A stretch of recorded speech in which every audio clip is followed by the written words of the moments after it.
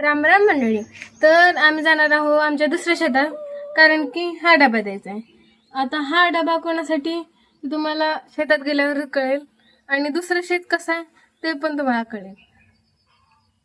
चला आपण जाऊया. आपल्यासोबत ज्यातून आमचं येणार आहे हा आमचा कुत्रा, की खूप केसाळू आणि क्यूट आहे. हँडशेक दे, हँडशेक दे रे, हँडशेक, हँडशेक. हा,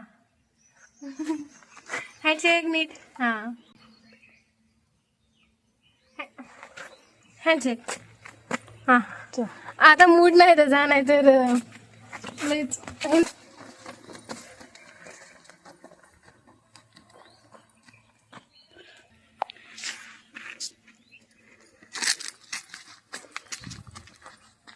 मित्रांनो थांबा, तुम्हाला एक गोष्ट दाखवायची.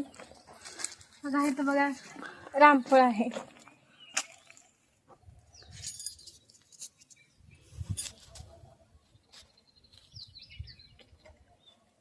इथून आमचं शेत चालू होतंय. या आम्ही ज्वारी लावलेली आहे. आता कसं वाळलेले आहेत आणि काढायला मिळाली ज्वारी. तर आपण यांच्यासाठी डबा घेऊन शेतात आलो होतो. किती भयंकर ऊन पडले बघा, मला तर चक्कर येईल असंच वाटत राहिले. भाऊजीचं जरा थोडा नाश्ता करू द्या, आम्ही जातो आपलं का जारी काढता ऊन वाजता.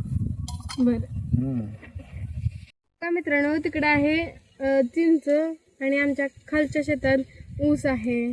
परत तिथं सोलार मोठ, आणि तिकडच्या बाजूला आम्ही एक शेड बांधलेला आहे, आणि तिकडे नारळाची आंब्याची झाडं आहेत. ते मी तुम्हाला पुढच्या व्हिडिओत दाखवेन. रोज सकाळी आम्ही इथं व्यायाम करायला येतो.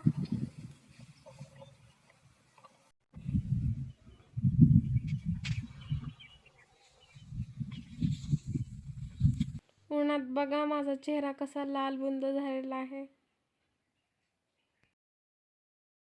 कसलं भयंकर ऊन आहे. या उन्हात घरी जायचं नकोस वाटत होतं, पण घरी जावंच लागणार आहे.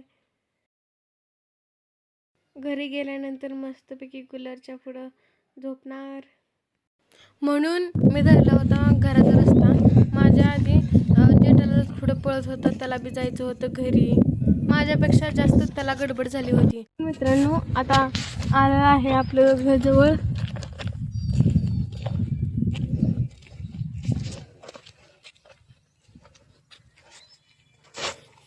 आपल्याकडे आले जवळ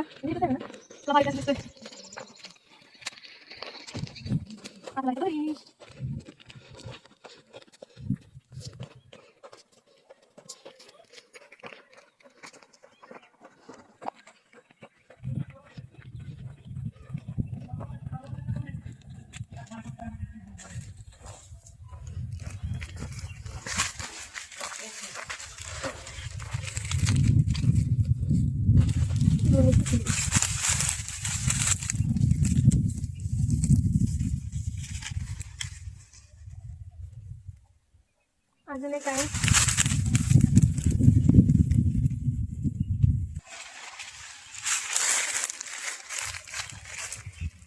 कात्रीने नाही तर नीट तोडलं असतं.